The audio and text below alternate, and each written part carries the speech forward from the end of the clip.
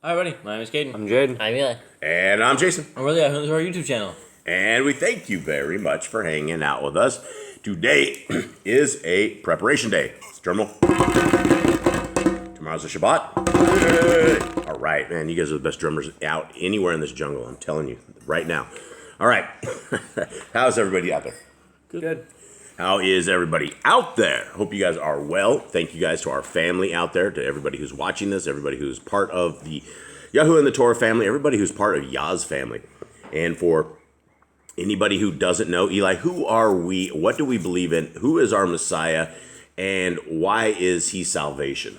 Take it. So we believe the law, statutes, and commandments of our Creator, the first 5 books of the Bible, Genesis, Exodus, Leviticus, Numbers, and Deuteronomy, are still around to this day. They were never abolished. They are by our Creator, Yahuwah. His name is not God, because that is a title. His name is also not Lord, because that is also a title. His name is Yahuwah, because that is his original Hebrew name of I am that I am. And we believe that his commandments are still around to this day. And his son, Yehoshua, is that his name, because there were no J's in Hebrew. And we believe that he did not abolish the commands. They are still around, and we believe that he had died for our sins, and he is our salvation. All right, and so salvation begins where, essentially? How does salvation, for somebody who has never, when you're in the Christian religion, salvation begins to the Christians when you raise your hand and you say a little prayer. And the prayer is something like, Dear God, and then the kids say, Dear God, I would like to ask Jesus into my heart and to forgive me for my sins. Something of the sort, something like that. And that is what we used to lead the kids in prayer. All of the Christians, every church camp, everything. If you're a Christian, there is a guide book to salvation. But unfortunately, the guidebook of salvation is about 7 or 8 books. It revolves mainly around the books of Brother Shaul, Brother Paul. And if you take any manuscript, or if you take any book, say you take this book that's 300-400 pages, and you start 3/4 of the way through the book, what do you think you're going to understand out of that book you're trying to read? That is the same thing with scriptures. And where we are with scriptures is the majority of the world that refuses to read them. They don't care what they have to say. When you read them, it is very, very clear that our Creator has a way and a path and a function for us, how to live, how to breathe, how to worship, how to do everything. And it is found in the Torah. It is found in Genesis, Exodus, Leviticus, Numbers, Deuteronomy. And without those books, we do not have a foundation. It is like building your house on the sand. The winds will come, the rains will come, and the house will fall down because you do not have strength on the rock. The rock is the Torah.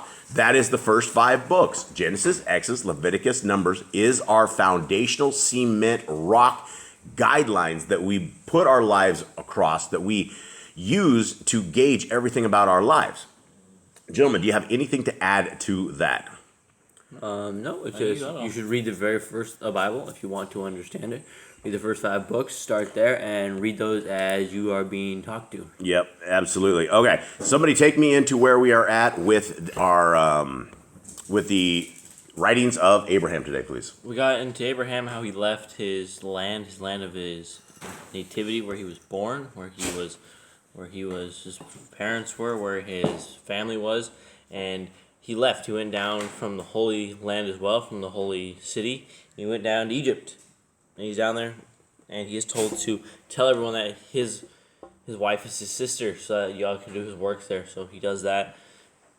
He gets Pharaoh gets cursed because of this, and Pharaoh basically turns to Elohim due to the curses because he wanted to marry Sarah for this. He wanted to marry Sarah because she was more beautiful than all the other women in Egypt. Yeah.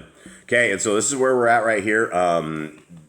Abraham just came and blessed Pharaoh yesterday in yesterday's reading, and took away the curse that it was befallen upon Egypt. And for anybody who wants a hard copy of the book that we're reading, this is the prisoner ministry that we are running right here. About every 10 books gets a free scriptures into our brothers and sisters in chains. And so you can go to YahScriptures.com. Links are all in the description. You can get the writings of Abraham. The book of Enoch is up as of yesterday, but we don't have it here yet. It should be here either today or maybe next week some point. But it is done as well. It's restored names. Every bit of that is restored names. These are small little books. But if you're waiting for the main scriptures, these are great books to get. We also have a pre-order now. You can definitely get a pre-order in. A lot of people have looked. A lot of people are very interested in these scriptures when they are coming out. We thought they would be out. We would have them to the printer by now, but we ran into another way that we are proofreading them. And as we started proofreading them, we found errors, and we are not going to put these scriptures out with errors. And so we are diligently finishing this up again. There's a lot of us that are going through this, and guys, there's 1.4 million words in these scriptures. And so there are teams of us that are going full-time every single day. We're making very, very good progress. We're very, very close. We are hoping under 2 weeks before we have this to the printer. We hope to have it in the printer's hands no later than November 1st, and then that would give the Bible scriptures somewhere in February or March that we have them in our hands, and we will get them out to you. And so this is a 103 book large print for all of you blind friends and family out there like me. I'm completely blind when it comes to that. All the old scriptures I have, I cannot see a thing in there. And so these are large print for all of our senior years. And so it's right there. Okay, let's get into this, gentlemen. You guys locked and loaded? Okay, 75. Then Pharaoh rose and praised Yahuwah and proclaimed to all his people that they should worship the Most High Elohim who had healed them. And he desired to enter into a covenant of eternal brotherhood with me, that I should be his father, and he should be my son. Wherefore I said unto Pharaoh, put forth thine hand upon my thigh, and I will make thee swear before Yahuwah, the Elohim of the Shamayim and earth, that thou shalt be true to me, and thine heirs to mine heirs forever. And I shall receive thee unto myself to be my son and brother, to inherit all the baraka of mine house, and to bear my kahuna forever. Wherefore Pharaoh put his hand upon my thigh, and swore to me according to this oath. And when he had sworn, Lot sealed him mine, that he should be my son in time and eternity. And Pharaoh rejoiced therein. Now we've talked about this covenant before. We've talked about these kind of oaths and the hand under the hip. Some people think the hand under the hip is to the middle of the frame, and some people think the hand under the hip is to the right side where a sword would be sheathed. And so there's basically two different people that have two different ways of this is how the oaths were. We don't know exactly what it was. More than likely, the hand was on the outside of the hip where the sheath of the sword would have gone. And so that is one of these oaths. And we've heard these oaths before. It's not the first time. Scriptures talks about this a lot. Okay, 76. Another quick note is that in the regular scriptures, it never tells that Pharaoh makes everyone worship Elohim. Yeah. So that may have been why they weren't cursed before the times of Moses. They didn't have this issue because they were following Yahuwah. Yeah. There's absolutely a lot of different stuff we get out of the Apocrypha, and I would like to reiterate our wise old owl, Brother Glenn, when he talks about the scriptures are the meat and potatoes, right? When you have the 66 book meat and potatoes, that is the tried and trusted and true book.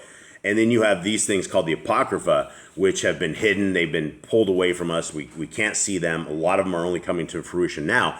And it's not quite the meat and potatoes, but it's more like the peas and the gravy and the dessert and all the extra stuff in between that. And we get a tremendous amount. Like Jade just said, we never heard that Egypt was part of Yah's mission, right? And this was clearly part of Yah's mission, was to get Abram over to Egypt to help this group of people. And so for a while, it looks as if they were all following Yah as well. Okay, 76. And the sovereign clothed me in his own robes and seated me upon his throne, placing his crown upon my head and his scepter in my hand. And I did teach him and his people in all the mysteries of reverence from first to last. For Pharaoh did introduce me into the Heikel, which had been built by the fathers, commenced by Father Sheth, and completed by Father Shem, after the great flood. And therein I did officiate all the rights and ordinances of the house of Yahuwah. And Pharaoh made all matters right with Sarah, and he brought her with an outpouring of his spirit, and she was Baruch in his presence. And he gave unto her Hagar, his own daughter, also to be her companion, and to Hagar he gave many gifts. And I was 7 years in the land of Mitzrayim, teaching the Besorah and administering unto Pharaoh and his household and all the Mitzrites, the Barakath, rites and ordinances of Besorah with the power thereof. All right, so let's talk about Hagar real quick. So it does mention, I think it's in Jasher. That No, it does. It's in the Targums. The Targums? No, it's in Jasher too. I think it's in Jasher as well, where it mentions that Hagar is gifted from Pharaoh. That is like his daughter. Yeah, I can't remember that. I remember that it was gifts from Pharaoh, but I don't remember it being his daughter anywhere but in the Targums. Yeah, and so that's one thing that we did learn in the Targums of Genesis is that Hagar was Pharaoh's daughter. And do you guys remember the account of that at all from the book? Why he gave a person like Abram, or actually it would be Sarai. Why did he give his own daughter into people that were not of his own exact people, right? Because the Egyptians are not, the Mitzrites are not, they're different. They have different rites and death ceremonies, and everything about them is completely different. So anyone remember that? I don't remember what it is. Maybe for her to be blessed. Okay, well, essentially that's what it was. It's because he says there's more righteousness inside of Abraham, and he'd rather have his daughter be raised up in this kind of a world. And so he didn't know that the daughter would become Abraham's wife years later. Okay, 6. And I was 7 years in the land of Mitzrayim. I think I already read that one. 7. And I established among them the order of the fathers and the kahuna thereof, until the name of Yahuwah was glorified throughout the land of Mitzrayim. And I taught the people the nature of the Shemaim and of the earth, and the plan of deliverance, and the barakath of Yahuwah unto those who serve him in purity of heart, and to believe on the ben of Elohim, who should come to make an atonement for their sins. And so great was the power of Elohim among us that in time all the Mitzrites had turned from their idolatry to worship of the true Elohim, and I and my people had cause to rejoice in the fruits of labor. All right, this is stuff, again, you do not get decisively in regular scriptures, right? In the Old Testament, it doesn't say this just like this, where it says, believe on the ben of Elohim, who should come to make an atonement for their sins. So all of our forefathers, foremothers, all of the people back in the day, they knew we had a deliverer that was on his way. They knew that at some point the son, the ben of Yahuwah, was en route to where they were, right? This was no mystery to folks, which is why the Trinity is insane when you look at it, because the Trinity is the most unbiblical thing ever, but you will have people that will fall on their sword that says the Creator and his Son are the same entity, and that Hasatan killed our Creator for 3 days, stuck him in a tomb, and where was our Creator for 3 days when Hasatan killed him, right? And none of that makes any sense. When you read scriptures, the Trinity is a complete bust. It's completely satanic. But I found that very interesting that the Son is already described this early in scriptures. Anyone have anything? No. It's obvious they knew the prophecy, and you would have thought that the Pharisees would have understood Yehoshua when they came along for all the people that talk about him. Yeah. At the end of 7 years, Yahuwah visited me and said unto me, Baruch art thou, Abram, servant of the Most High, for the joy shall be great in my mansion, with this multitude which thou hast brought unto me. Wherefore thy name shall no more be called Abram, but Abraham shalt thou be called, which is by interpretation father of a multitude. It's good, finally his name is changed, because Eli kept telling me I kept saying Abraham the whole time, so now I shouldn't get this wrong. 2, moreover, thy wife Sarai shall no longer be called by that name, but Sarah shall she be called, which signifieth a queen. For Sarah have I chosen and appointed to be thy queen of queens, for from her shall issue the promised seed, even him who shall be thine heir. Behold, the day cometh when the seed of Cam shall rule again in the land, and at that day thy seed shall be in bondage to them. But I will raise up a prince from among the Mitzrites, who shall lead them out of bondage, and shall inherit the land of Canaan, even that land which I have promised unto thee, and to thy seed after thee for an everlasting inheritance.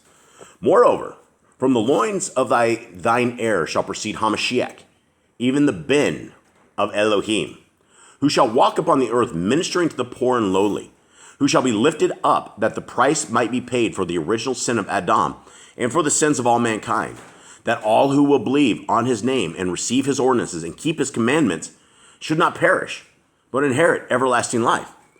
All right, did this just tell us the Creator is the Son and the Creator sending himself down? No, it sounds like to reveal he's obviously says he is son of the Creator, the son of Elohim, to pay for the sins of Adam and all mankind. Yeah, definitely the Son. All right, 6. Moreover, in the last days I will raise up out of the loins of thine heir a choice seer, throughout whom the fullness of my Besorah shall be restored to the earth, and all things shall be restored as in the beginning. For upon him shall rest the kahuna of his fathers, and he shall commence the organization of that Kadesh order, which was in the beginning of the world, which shall be consummated before the Ben of Elohim shall walk again upon the earth. These promises are thine, my son. And I say unto thee, thou shalt be exalted, and dwell with me in the mansion of my father. Now take thy people, and return into the land of Canaan. For there I have a mission for thee, and there shall the promises come to pass in thy behalf. All right, I think we'll leave it at this. Again, we have a couple different references here to mansions, and we hear this in main scriptures that in my father's house are many mansions. If it were not so, I would not have said it. And essentially, Messiah says, I am going away, I will prepare a place for you. We hear about the mansions again, things of this nature. Now, Jade, what did you have? This last guy I think it's talking about when it says rise up. I think it's talking about John the Baptist. You think it's John the Baptist? Yes. I think it's John the Baptist. Yeah, I think so, because it's before the Son shall come. And so a lot of stuff here about the Son that we don't hear in main scriptures, in the main first part of the Tanakh. And, maybe more people believe if they read these books, like Yehoshua said, if they didn't believe these books, they're not going to believe me. But here it is, and it obviously shows that Yehoshua was talked about in the early days. And I don't know if they didn't have this book back then, but... Well, the problem is, Jade, is that people don't read any book. They don't read any of this. And so all they have is what some guy, a preacher guy, probably a real nice guy, who makes a lot of jokes, who's real funny, who's lovable and likable, who sits there and worships on the wrong day. And that's what he tells people to believe. And they will believe that over the book that our Creator has provided to us all. And if we are unlazy, if we are willing to seek the kingdom is right before us. There's no mysteries to this kingdom. Really, the mystery of the kingdom is that we don't read scriptures. When we read the scriptures, the mysteries are unfolded right before our eyes. We know what they are. And so with that, everybody, we hope that you guys have a wonderful preparation day. We hope that you guys have a great Shabbat. We have a live service that we had tomorrow at 11 o'clock. We hope to see you guys there. It's not even a service, guys. It's a reading. We just read this in the middle. It's a get together with a bunch of folks. We do it live. It's a lot of fun. If you guys would like to join us, we go over the Torah. We go over. We're in Exodus. I don't even remember where we're at in Exodus somewhere. Probably Exodus 10, 11? Probably 10ish. 10ish. And so we're just going through it. And so if you guys are looking for another reading, that would be great. We'd love to have you there. So with that, everybody, we will call this it. Ciao. All right. Shalom.